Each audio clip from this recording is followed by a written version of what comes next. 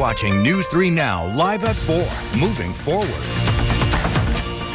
Right now, the latest as investigators dig through the life and past of the man they say shot and killed Charlie Kirk. And a new face enters the race for Wisconsin governor that may be a familiar one for many in Madison. Our Ellie LaLiberte sits down with her one-on-one.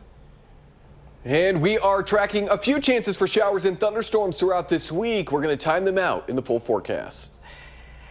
Hello, everybody. Welcome to Live at 4 on this Monday afternoon. Hope you had a good weekend. Brady is off today, so Jalen Banks is joining us and filling in this afternoon. And also matching with Susan, of course. Yeah, you got the pink memo. Thank you for your help. Always, always. I appreciate it. Glad to be here. Well, we begin today with breaking news. Authorities have arrested the biological mother of a 6-year-old child who went missing in Portage County last week. 31-year-old Chelsea Lehman is facing charges related to the disappearance of Ruby Lehman last week. Ruby was found safe on Saturday. Chelsea Lehman was booked into the Portage County Jail on charges of aiding a felon and obstructing an officer. Last week, Ruby was reported missing from her grandmother's home in Almond. Lehman is scheduled to appear in court on Tuesday. A court date for 34-year-old Jordan Coyle, the girl's uncle, will be set after the investigation concludes. Well, there is a new candidate in the race to replace Governor Tony Evers. Madison State Senator Kelda Roys announcing her candidacy today. Our Ellie LaLiberte sat down with Senator Roys one-on-one to discuss her campaign. Ellie. Well, the race for governor is nothing new for Senator Roys. She ran against Tony Evers back in 2018, but this time she says she's in the race to stand up for Wisconsinites against the federal government. Now, and this is the campaign video Roys released this morning. Now, in it, she champions herself as an advocate for unions and abortion rights. Now, during our conversation earlier today, she told me one of her biggest priorities is lifting up the middle class. States are under attack. But at the same time, we have real opportunity here in Wisconsin to build a state where everyone has the opportunity to thrive. I'm going to do everything in my power as governor to build an economy and a Wisconsin where you and your family can thrive.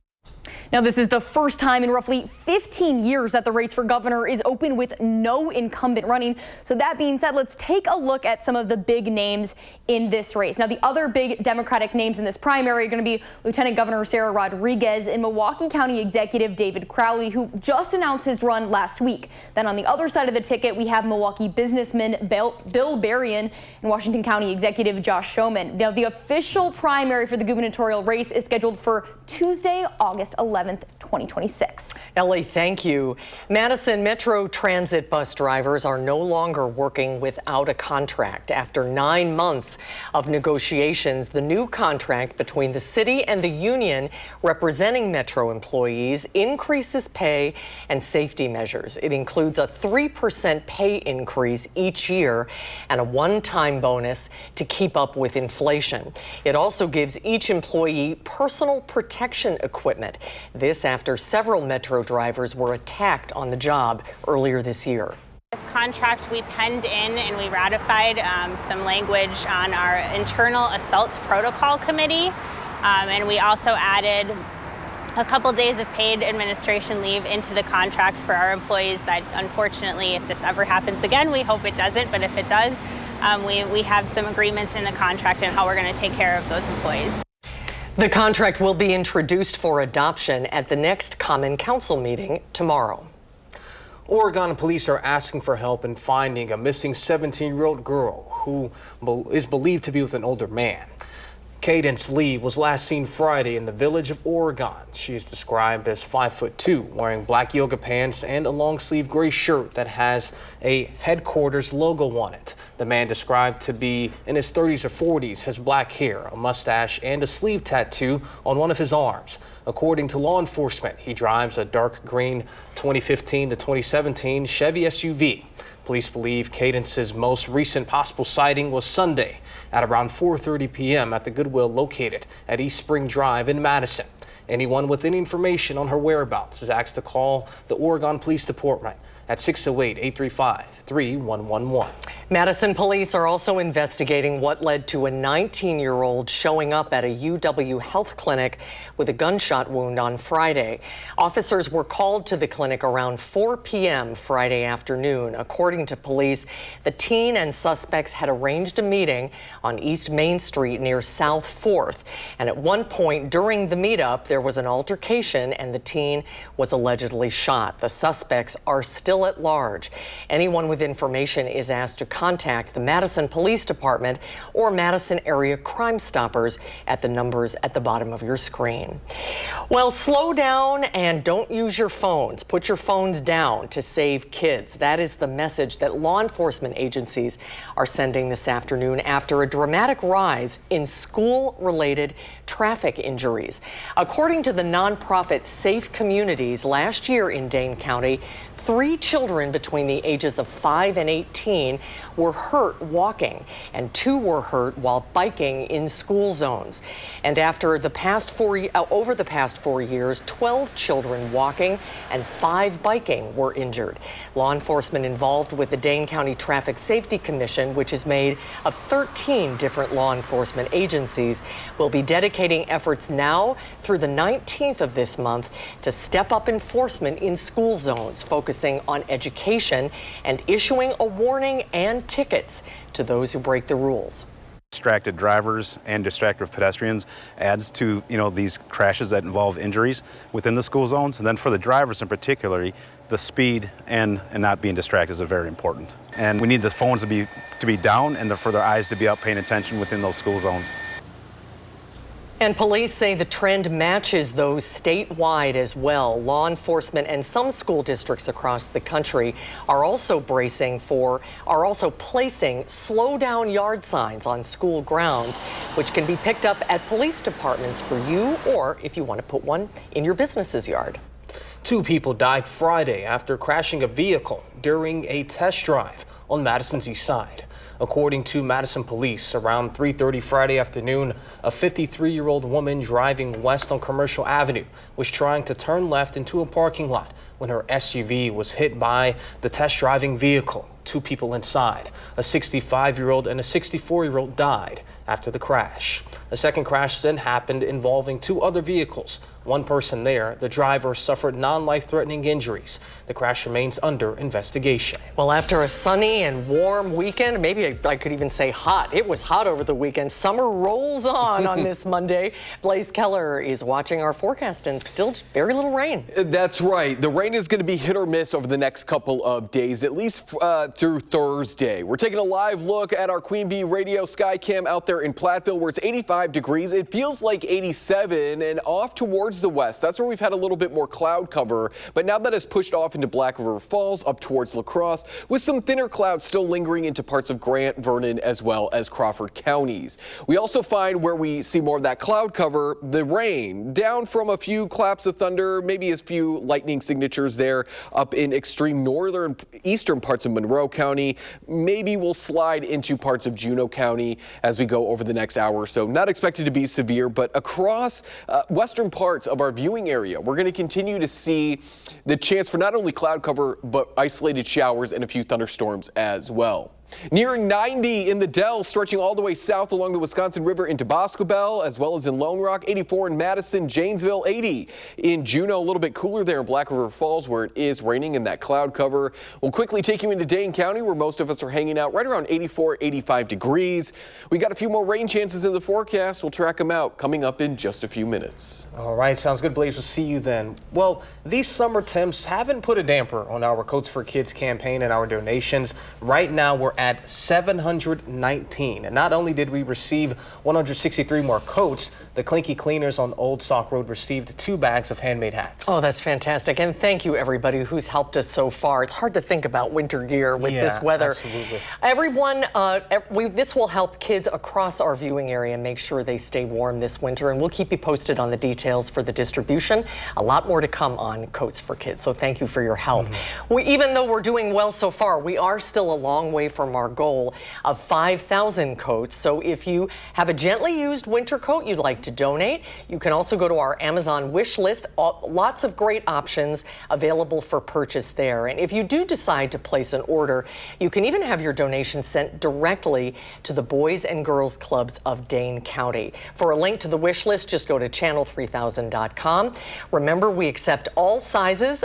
This year, there's always a different need every year, and this year it's for infant and toddler sizes and larger teen jackets. Those are some of our most requested items this year. You have until October 4th to drop off your donations at any area Clinky Cleaners, and we also have a big barrel in the lobby of our studios here at Channel 3. Absolutely. This afternoon, The Beacon, a local organization that helps those facing homelessness in Dane County, unveiled a new mural. The mural was inspired by artwork from a guest of The Beacon. The themes of the mural are growth, perseverance, and resilience. Earlier, we spoke with the organization on what they hope people will gain from this mural. So it really embodies her message, and I think the homelessness community's message of resilience and hope and positivity and being able to rebuild from the ground up. The Beacon is open 7 days a week from 8 a.m. to 5 p.m. And next on Live at 4, it's like an episode of Scooby-Doo coming to life. It's a true story. A ghost ship from the 1800s discovered off the coast of Lake Michigan in Door County. We'll sit down with the citizen science group that made it happen. And some folks saw the sun today while others were a bit more cloudy. Is it going to stay that way moving forward? Blaze will have the answer in your first one forecast.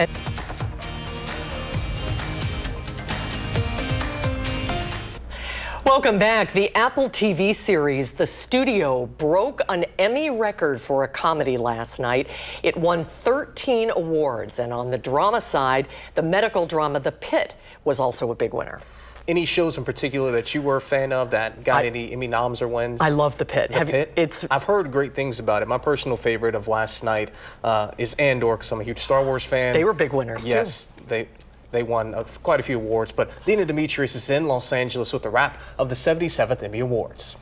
This is insane. Thank you so much to the Academy. HBO Max's medical series The Pit came out on top at this year's Emmys, winning for Outstanding Drama Series and Best Actor in a Drama Series for star Noah Wyle. What a dream this has been.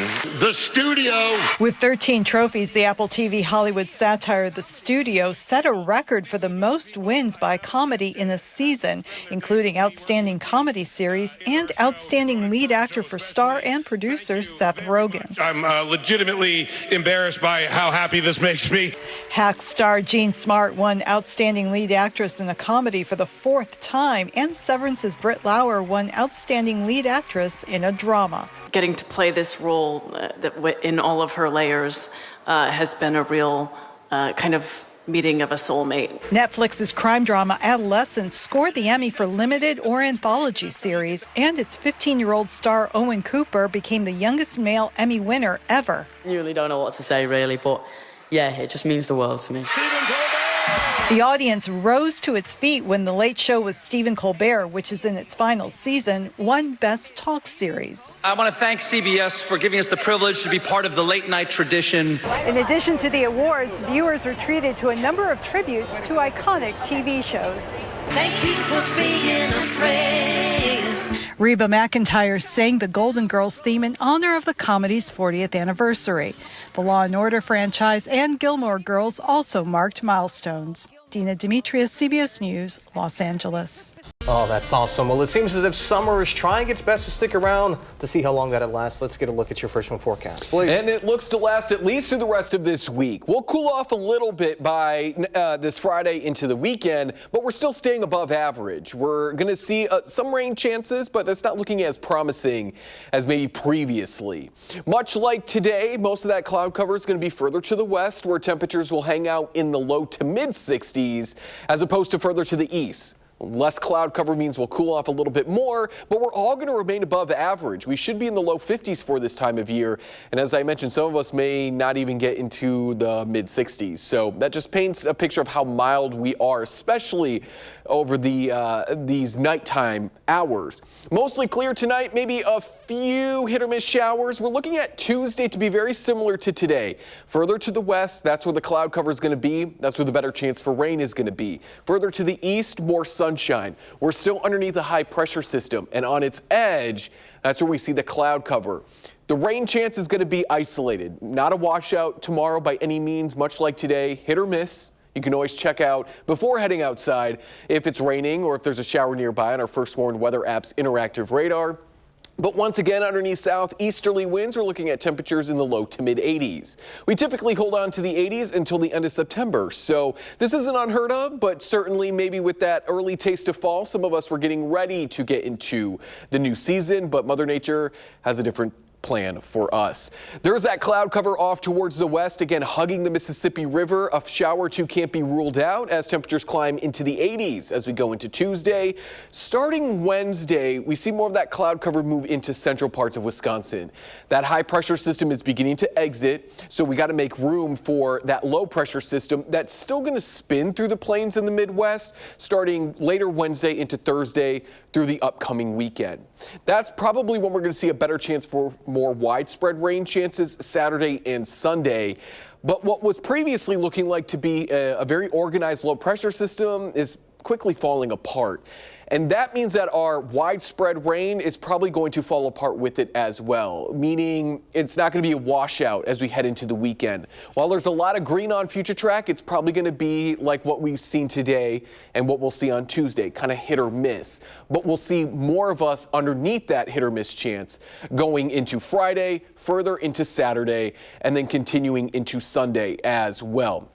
Because the cloud cover, even though we will have southerly winds, will likely cool off just a little bit as we head into the upcoming weekend, but still staying above average. Now, if you were fortunate, like Mike was, you caught the latest Northern Lights show across parts of Wisconsin. It peaked right about 10:30, but this was a beautiful photo showing the reflection there on Lake Koshkonong. Thank you, Mike, for sending us that beautiful photo. There's a look at your 7 and 10 day forecast. Low 70s this weekend, and it looks like we'll hang out in the 80s through at least Thursday of this week. All right, sounds good, Blaze. Thank you. Coming up on Live at 4, fear political violence reaching politicians after the murder of Charlie Kirk. We'll tell you what they're asking Congress, what they want for safety when Live at 4 returns.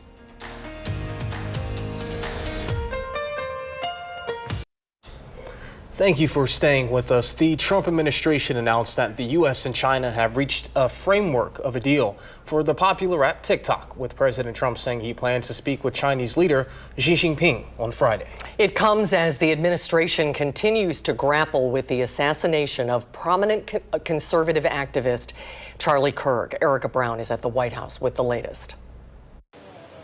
Following talks with Chinese officials in Spain, U.S. Treasury Secretary Scott Bessent made this announcement. We have a framework for a TikTok deal. The two leaders, President Trump and Party Chair Xi, will speak on Friday to complete the deal. It comes after President Trump posted on social media a deal was also reached on a certain company that young people in our country very much wanted to save, but the Trump administration is not offering any specifics. We're not going to talk about the commercial terms of the deal. It's between two private parties. In January, the Supreme Court upheld a law banning the Chinese-owned platform because of national security concerns, but President Trump has repeatedly delayed its enforcement while trying to negotiate an agreement. We were very focused on TikTok and making sure that it was a deal that is fair for the Chinese and completely respects U.S. national security concerns. The talks come as the Trump administration continues to react to the assassination of conservative activist Charlie Kirk. Monday, Vice President J.D. Vance hosted Kirk's podcast from his office. Every single person in this building, we owe something to Charlie. Joining Vance, White House Deputy Chief of Staff Stephen Miller accused left-wing organizations of inciting violence. We are going to use every resource we have at the Department of Justice, Homeland Security, and throughout this government to identify, disrupt, dismantle, and destroy these networks. President Trump says he will attend Kirk's funeral in Arizona Sunday. Erica Brown, CBS News, the White House. And CBS News has confirmed the Trump administration is asking Congress for $58 million to increase security for the executive and judicial branches following Kirk's assassination. As remembrances continue for Kirk, lawmakers on both sides of the aisle say they are concerned about their safety and that it's time to address the radicalization of people online. Republican Senator James Lankford and Democrat Chris Coons appear together on Face the Nation to call for less divisive and more respectful dialogue. We're keenly aware that there are people that are irrational, that do irrational acts. The internet is an accelerant. It is driving extremism in our country. It's driving us apart, left and right. The senators also want Congress to revisit proposed legislation to protect young people from dangerous online content. And coming up on Live at 4, the Packers are off to a pretty hot start. Yep. Plus, we'll hear from our senior Packers writer, Jason Wilde, on how Packers wide receiver Christian Watson is coming along in his recovery. We'll be right back. You're watching News 3 Now, live at 4. Welcome back, everybody. Brady is off this afternoon. Jalen Banks is filling in today on Live at 4. I appreciate your help. Yeah, no, I wish today of all days I was actually outside because it's been so nice the last few days. Yeah. I actually kind of broke a bit of a sweat coming into the newsroom today, but today's weather words is staying warm and sunny. To see how long that's going to last, let's go ahead and hear from meteorologist Blaze Keller in our First One forecast. Blaze? It's going to stick around through at least the middle of this week, probably into Thursday, and then the upcoming weekend is looking to be a little cooler and a little more cloud cover with a few more chances for rain. Right now, we're taking a live look at our Upland Hills sky cam in Dodgeville, where it's 86 degrees. Winds are light and out of the south, and we are beginning to say goodbye to the sun. It's beginning its descent as we head into the overnight hours. But until then, we're going to continue to sit underneath these nice conditions. A little bit of rain, maybe clipping extreme northwestern parts of Juneau County. Everybody else continues to remain quiet right now with a little bit more cloud cover off towards the Mississippi River, at least into parts of Vernon County, La Crosse, and Monroe counties following that shower and thunderstorm activity. Tonight, we're looking at the upper 50s to low 60s, another mild night, considering we should be in the low 50s, beginning to slip into those upper 40s as well. So we're going to remain in the 50s and 60s. We're going to continue to stay underneath these warm temperatures, as I said, through at least Thursday of this week. Do the warmer than average temperatures stick around through the end of September? We'll take a look at the forecast in just a few minutes. All right, Blaze, thank you.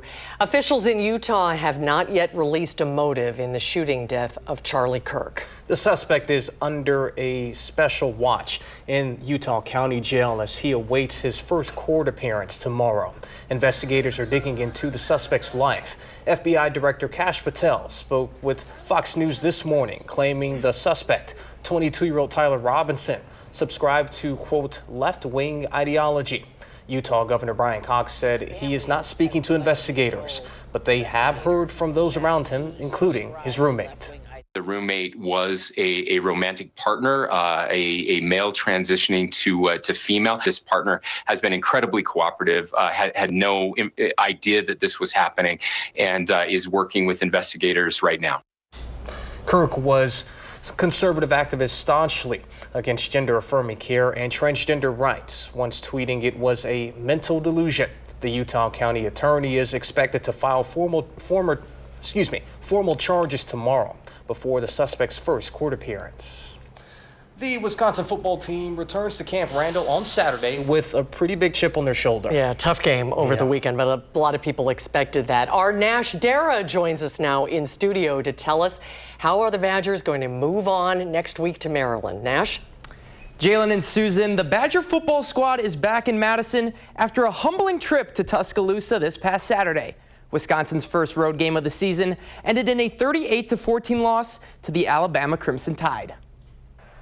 A result that has turned plenty of eyes toward head coach Luke Fickell, now in his third year at the helm. Fickell has hovered around the 500 mark during his tenure in Madison. The Badgers sit at 2-1 on the season, but with a game against Maryland and a bye week ahead, they're getting prepared to stare down one of the toughest upcoming stretches in all of college football. We have to make sure that we aren't just focused on the destination. Saturday will take care of itself. We know there's going to be some ups and downs. We know there's going to be some shots. How we handle those is going to be a really big deal, because the consistency that we need to play with and we need to grow with is going to be what's going to give us the best opportunity, whether it's this Saturday, the following Saturday, 2, 3, 4, 5 Saturdays from now. Billy Edwards' status for a Saturday is still unknown, but Jalen and Susan, if Wisconsin's QB1 can return against his former team, it might just be the spark that this Badger team needs. All right, sounds good, Nash. Looking forward to that one. And the Packers are off to a good start of their own, starting 2-0 and handily taking down 2 playoff teams from a year ago. And the thing is, they may not even be at full strength just yet. We're just getting started. Our senior Packers writer, Jason Wilde, gives us an update on a key offensive weapon for the Packers that has yet to touch the field this season. Christian Watson told us today that there's only one thing he can't do right now in his comeback from a torn ACL in his right knee, suffered here at Lambeau Field in the regular season finale back in January, and that's actually practice. Well, that is coming. After the 4th game, he is on the physically unable to perform list, but he can begin practicing anytime after that 4th game, and once he does, it opens a 21-day window for him to start getting ready to actually play in games again. Now, we don't know when they'll open that window. What we do know is that Christian Watson doesn't have to worry about uncertainty with his contract. In the last year of his deal, he signed a 1-year extension last week worth $13 million, including $6 million in a signing bonus, and that means that he will be able to not worry about the uncertainty of not being signed for 2026. And he said that takes a lot of pressure off of him, and the Packers could certainly use him back ASAP, having lost Jaden Reed to a broken collarbone in last Thursday night's game against the Washington Commanders. We'll have that full story on Christian Watson and everything else Packers at channel3000.com for free. And while you're there, don't forget to sign up for our Packers newsletter, which delivers our coverage directly to your inbox every single day. At Lambeau Field in Green Bay, Jason Wilde, channel3000.com. Thank you, Jason. New research connects hearing loss to dementia risk in older adults. A study that was done last year identifies hearing problems as one of the 3 most important modifiable risk factors for memory decline. UW professor Kimberly Miller says 1 in 3 people over 85 experience hearing loss. The FDA approved over-the-counter hearing aids in 2022 for adults with mild to moderate loss. Many devices now connect to your smartphone for easier volume control. If you have a hearing loss and you can get that hearing loss treated with hearing aids or other kinds of modifications to your lifestyle, your risk for dementia actually decreases. The university is running a clinical trial right now to determine whether over-the-counter devices can help people with memory problems. Untreated hearing loss can lead to social withdrawal and depression. The university hosts a public information session Thursday, October 9th. Mark your calendar, 4:30 in the afternoon at the Middleton Performing Arts Center. The event will cover hearing care options and the connection between hearing and brain health. We have the information on channel3000.com. Happening Thursday of this week, we're hosting our live Call for Action telethon. It's from 4 to 7 o'clock in the evening. Call for Action, as many of you know, provides advice and help that all viewers, all of us can use to solve all kinds of consumer issues, no matter what they are, big or small. And this morning, consumer reporter Michelle Renee Quinn shares Call for Action's consumer advice when it comes to shopping for warranties. If you're considering a car warranty or any extended warranty, you're definitely at risk of scams. One of our Illinois Call for Action clients saw a TV ad promising she'll never pay an expensive car repair again. Several months of never missing a payment resulted in battling denied claims for repairs the warranty company promised to pay for. Call for Action volunteer Jackie Felsch says when it comes to TV ads, celebrity endorsements won't protect you from deceptive practices. Recently, celebrities were named in a suit when the misleading warranty company was taken to court for deceptive practices. And Felsch says just because you see a familiar face advertising something doesn't mean you don't have to do your homework. Take your time before jumping in is the biggest advice we can tell people. We're often working on the back end of that when the problems have come up, and they've come up because they haven't looked at a contract before they signed for it, before they started paying for it. So get that contract, read through it, because usually there are so many exceptions that it's hard to get them to pay for. You just think they're going to pay for everything, and they don't. The client confirmed she never saw the contract. Call for Action provides advice to avoid situations like this completely, and they're here when you do fall into sticky consumer situations. So just call for action. Thursday, our volunteers will be in the building answering your calls, and I'll be hosting the telethon. You can join us live at 4. Thank you, Michelle Renee. Last month, the Call for Action team returned nearly $82,000 to the pockets of consumers like you. Jackie Fouch, who you just heard from, will be joining us at Live at 4 tomorrow ahead of the telethon, walking us through what callers can expect on Thursday. It's a great opportunity for everybody watching. We're looking forward to seeing Jackie tomorrow. When we come back tonight, the third and final Downton Abbey movie debuted on the big screen over the weekend. And Will Loper will tell us whether or not it's worth seeing in the Will Loper Report.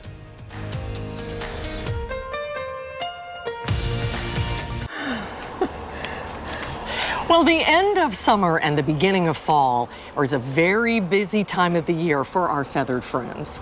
Yeah, and Jan Ross is joining us right now. I mean, we've got tons of questions. We're in the backyard currently. We've got our bird feeders out. I mean, just during this time of the year, for those birders out there, including ourselves, what are some tips and some tricks that we should hang on to? And welcome to the patio, by the way. Oh, it is so welcome. nice to have you out here. It is beautiful out here and enough in the shade, but you've got enough sunshine for some pretty flowers. Yeah. And the birds. Well, as Jalen was just saying, September is the peak of the bird migration, which is like one of the miracles of nature every year. Right. Who are some of the feathered friends that are visiting our backyard right about now? Or are they all gone? Well, no, they're not all gone. Birds like orioles and catbirds and things like that, they're pretty much on their way out if they aren't already gone. Hummingbirds are the ones that you will still see. Now, the hummingbirds are in the migration right now, though, right? They are in migration right now, but the ones you will see here are the ones that are coming down from the north, because our hummingbirds have pretty much flown south already. They're on their way, and they will make occasional stops along the way. And that's why we want to keep a hummingbird feeder out until mid-October. Okay. Because those last ones that from the north in Canada, they come back really late. But all you need is a tiny little feeder. This is mine, and it's dirty. I'm sorry, but just fill it up. Keep it full because it doesn't carry a lot. A lot of hummingbird feeders get moldy and mildewy, so you want to clean it really fast and every time you fill it. That's a really good thing to do. The rest of our birds are going to stick around for a while. Oh, good. And that's why I'm going to send you over to Wild Birds Unlimited, because you need bird feeders. Yeah, we're running low. Bird food. You're running low, yeah. But I wanted to show you this feeder, and I know somebody mentioned this is a finch feeder. The feeders that we carry are really good for all kinds of things. They're good to feed the birds. They're easy to clean, and that's the one thing I want to talk about. Okay, yeah, should you clean your feeder, and how do you do it? Yeah, you should clean your feeder, and the best way to do it, when I've talked to people that have mold in the bottom of the Niger feeder, or the finch feeder, the finch feeder is high in feeds of seed. It's called Niger. It comes from Ethiopia, and it's really high in oil content, which basically is protein for the birds. Okay. And you can clean your feeder by taking the bottom off of these feeders, empty it out, clean it out, and the other way to clean it is when it's really grungy and horrible, and is to soak it in Dawn dish detergent. Okay, okay. Scrub it with all the little brushes you have, and put the bottom back on and fill it up. This comes off the top. If you have old seed in there, open the bottom, fill it from the bottom. And if you have mold in it, like we do in one of our feeders, you just throw it all away and start over again. Exactly. Okay. Jan, I'm so sorry we're so tight for time today. I wish we had more time, but we want to let everybody know Wild Birds Unlimited on Old Sauk Road in Middleton is where you can find Jan and her husband Bob. What's that? This is a copper disc. put it in your bird bath after you clean it, and it will purify the water. Oh, great. Right. Good to you got that in right under the wire. Well done. Thank you, Chad. We have got these things. We'll have you back very soon. Okay, all right. And we'll be right back. And we are taking a look at the weather.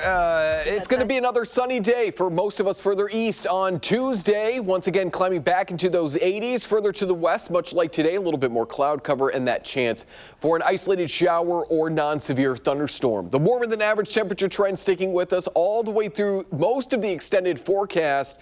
And it looks like we're going to continue to stay warmer than average with about an 80 to 70% chance of being warmer than average over the next 2 weeks. So keep in mind that could be by a degree or two or by several degrees, as our average high for this time of year will get cooler and cooler. But know that we're staying in the 80s through at least Thursday of this week, upper 70s to end the work week with a better chance for showers and cooler temperatures by the weekend. We'll still be above average, but we'll slide into those low 70s as we head into the middle of our upcoming work week.